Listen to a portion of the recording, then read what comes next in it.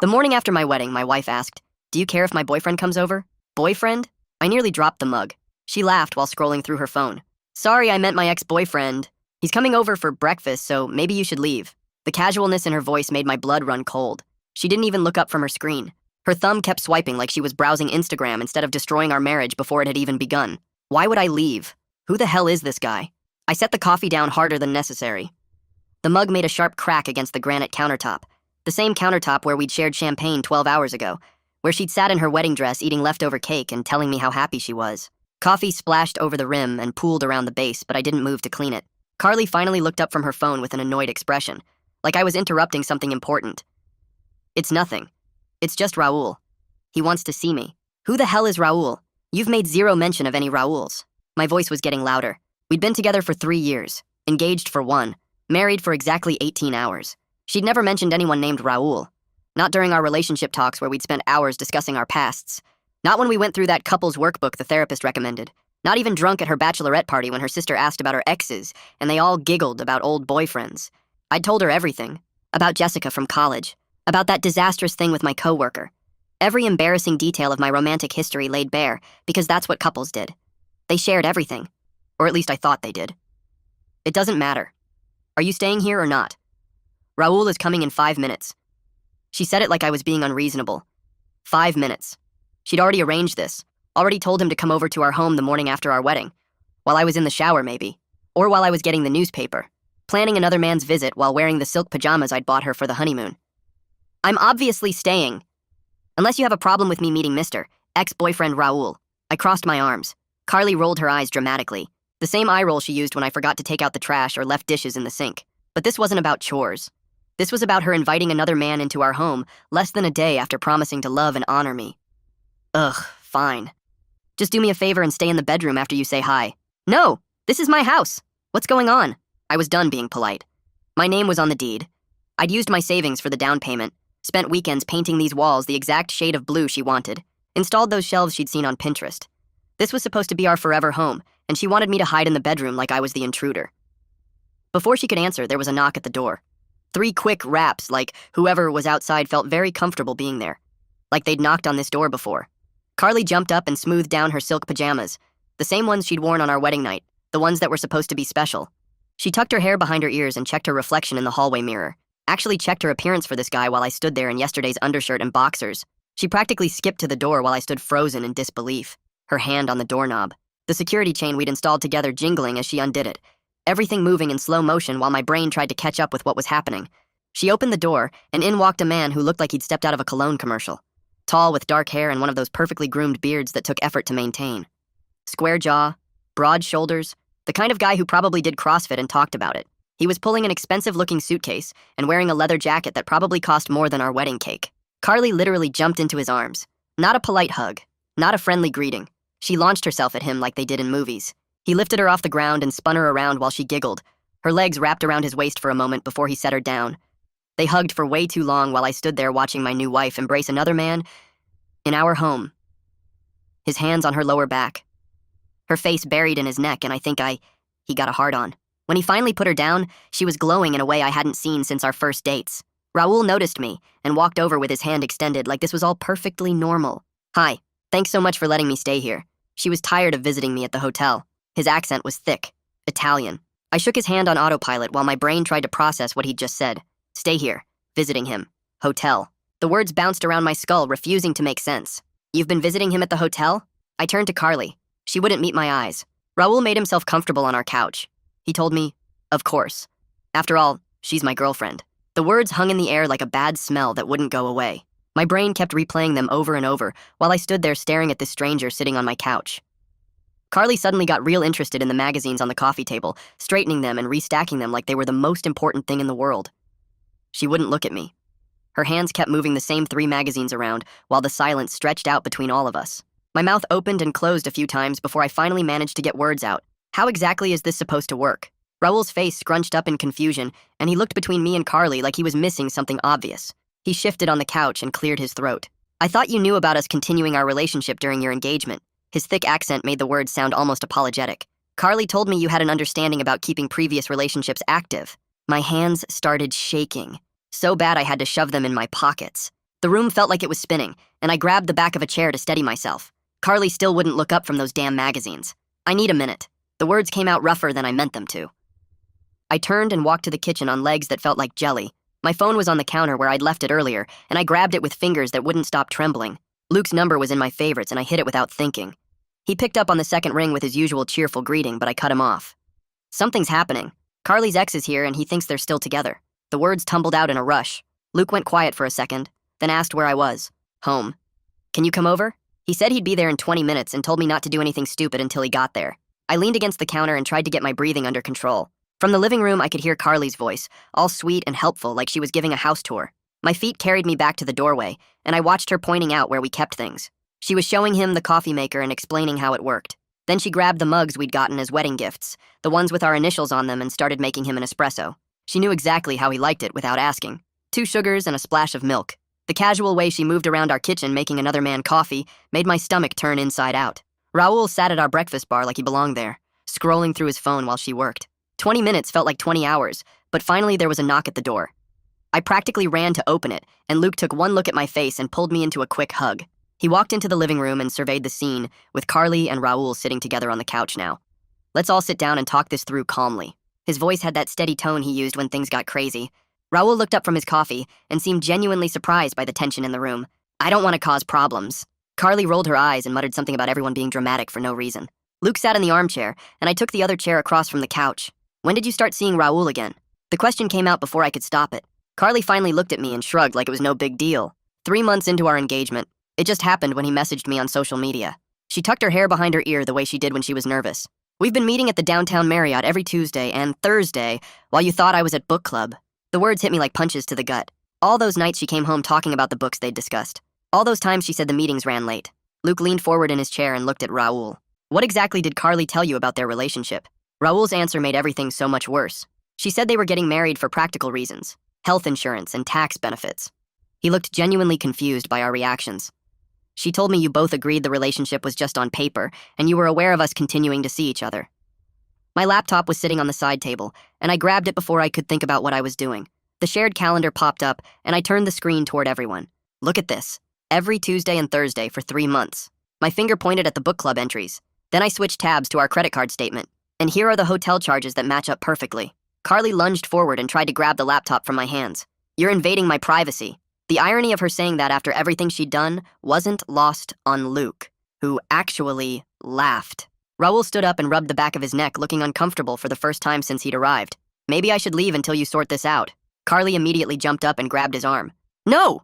You drove 4 hours to see me and I promised you the weekend. I stood up too and looked him straight in the eye. You're welcome to leave.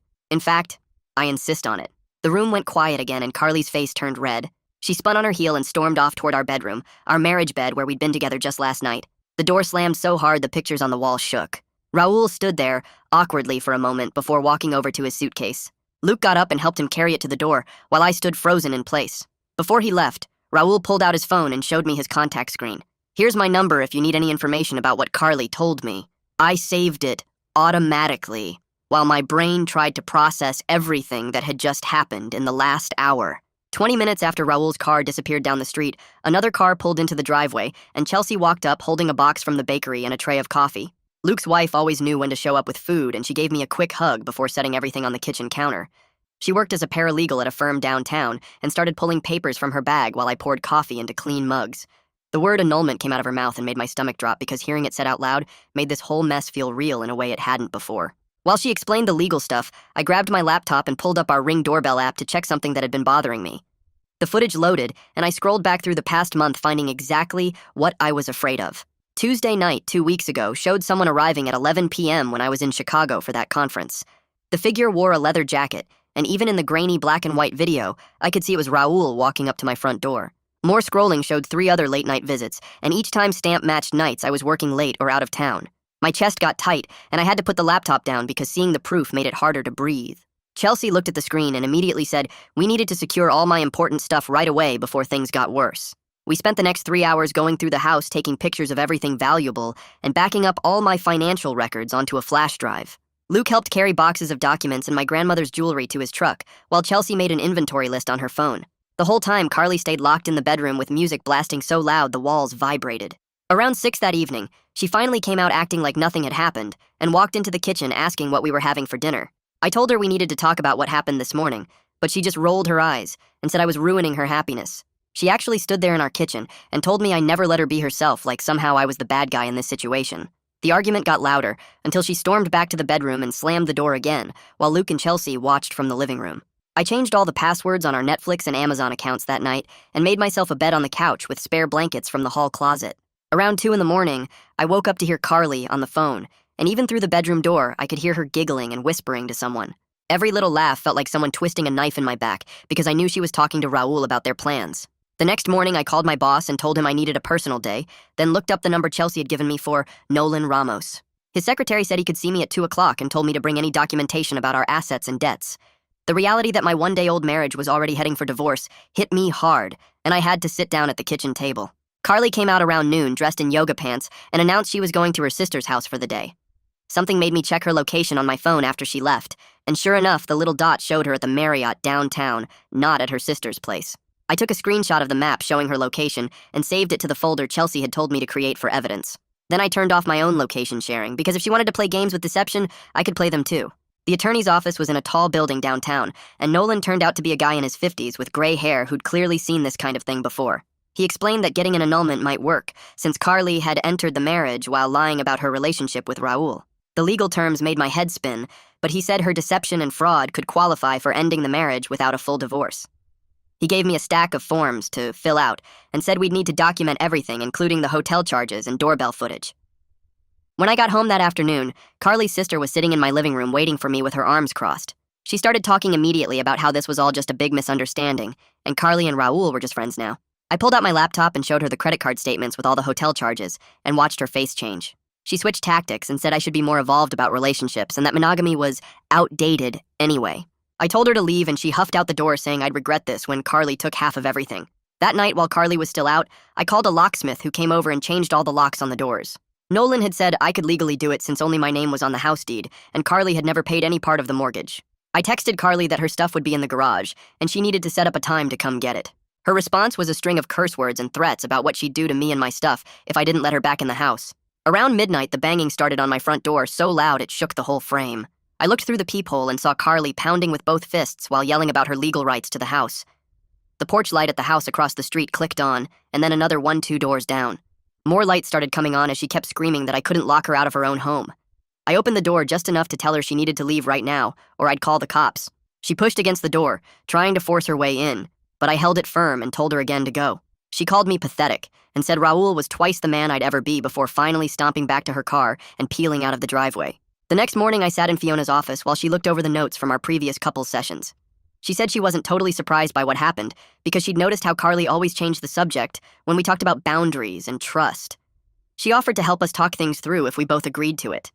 Later that day, Luke came over with boxes, and we started packing up Carly's stuff from the bedroom. In the back of the closet, we found a bottle of men's cologne that wasn't mine and a leather belt I'd never seen before. The dresser drawer had fancy lingerie still with price tags from a store near the Marriott downtown. Each new thing we found felt like discovering another piece of the lie she'd been living. Luke shook his head and helped me tape up the boxes, while I tried not to think about what else she might have hidden from me. 3 days later, Fiona called to say Carly agreed to a session, but only if Raul could join on video from his phone. We sat in her office while Fiona connected the call on her laptop, and Raul's face appeared on screen looking uncomfortable. Carly sat there with her arms crossed while Fiona asked her to explain her perspective on the situation. She said she never planned to stop seeing Raul, but thought she could have both relationships at the same time. When Fiona asked why she went through with the wedding knowing this, Carly shrugged and said she didn't want to disappoint her family who'd already paid for everything. Raul interrupted at that point and said Carly had told him we'd already broken up but were doing the wedding just for show. He looked directly at the camera and apologized to me, saying he never would have been part of this if he'd known the truth about us still being together.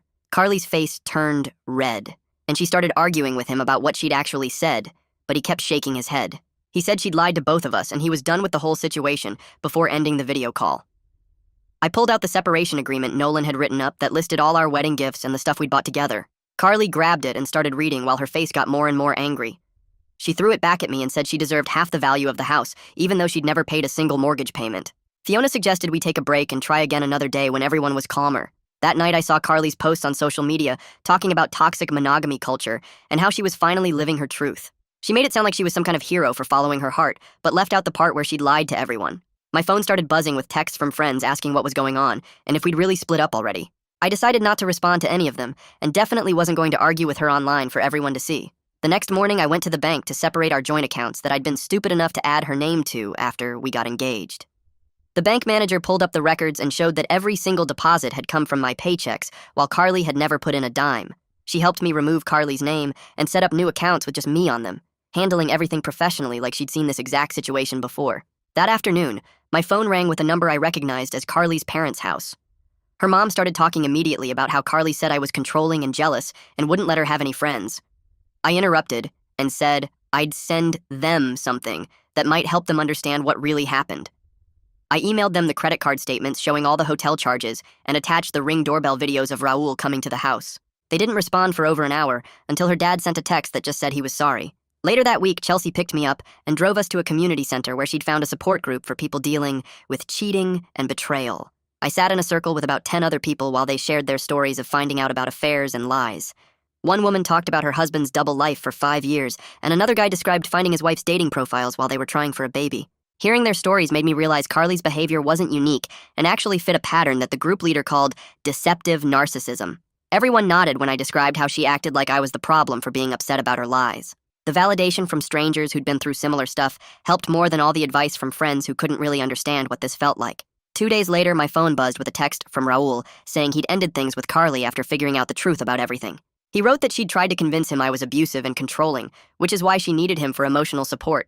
But he saw through the lies when her stories kept changing. The manipulation went way deeper than I'd thought, and reading his message made me realize how lucky I was that he had enough sense to see what was really happening.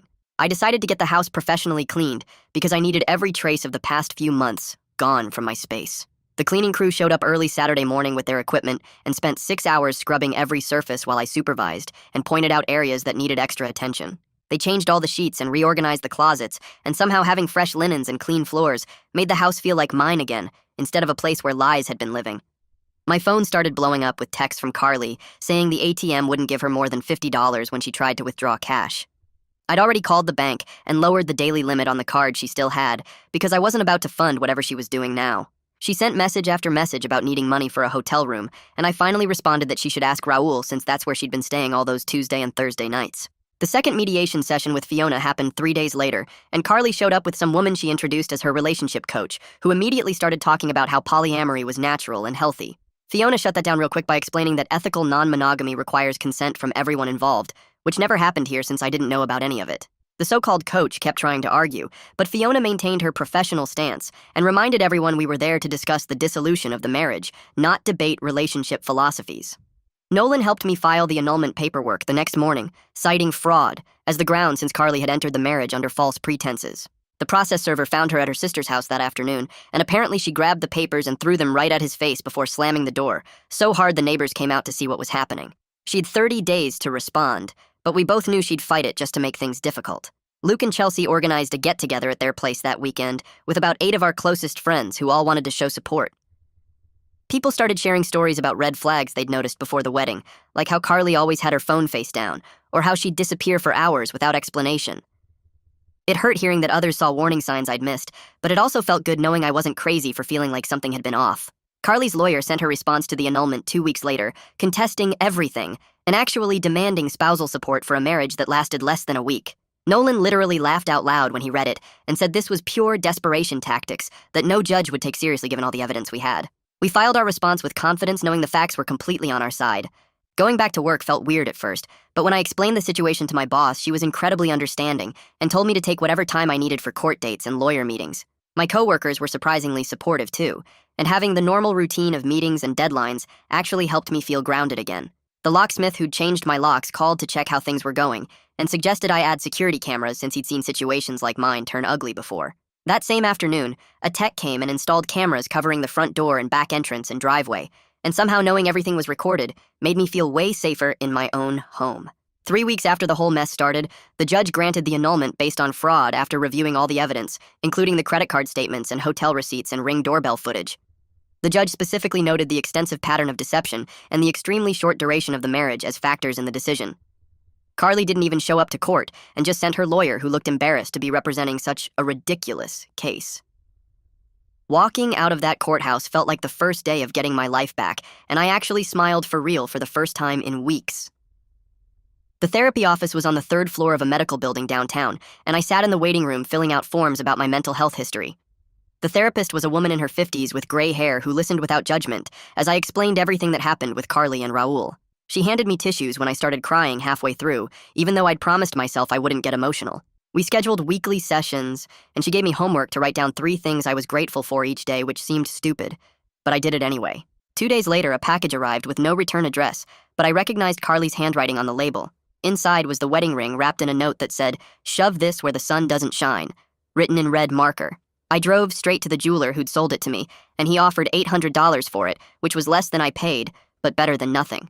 The money went into a new savings account I labeled Freedom Fund for a trip I wanted to take alone. My sleep got better gradually, and after 3 weeks I stopped waking up at 2 a.m. thinking about finding them together. The house started feeling normal again instead of like some crime scene I had to live in.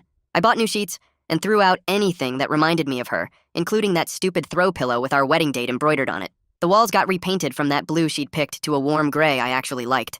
I hung up concert posters from bands she'd always hated and put my guitar back in the living room where she'd banned it. My phone buzzed one morning with a message from Raul saying he wanted to thank me for exposing the truth about Carly. He explained she'd tried to get him back after the annulment, but he recognized her manipulation tactics now and blocked her. He mentioned starting therapy himself and wished me well before saying we probably shouldn't stay in contact.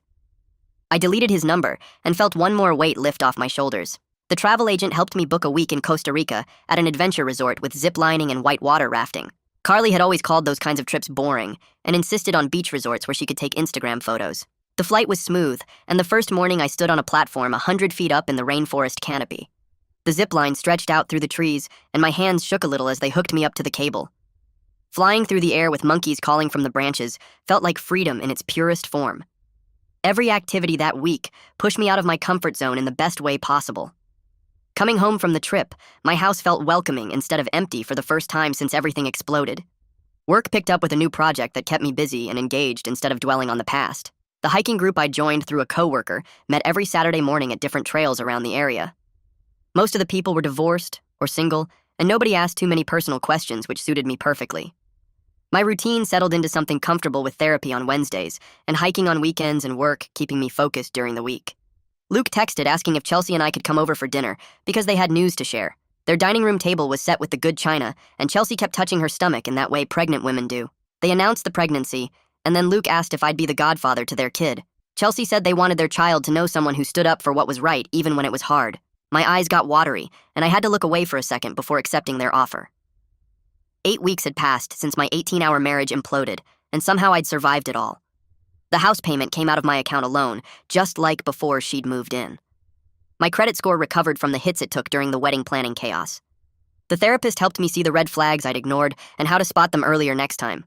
Looking at my life objectively, it was actually better than before I'd met Carly in almost every way. Well, folks, that's it from me today. Thanks for sticking with me and letting me throw my thoughts and questions out there along the way. I really appreciate it. Like the video, it helps more than you think.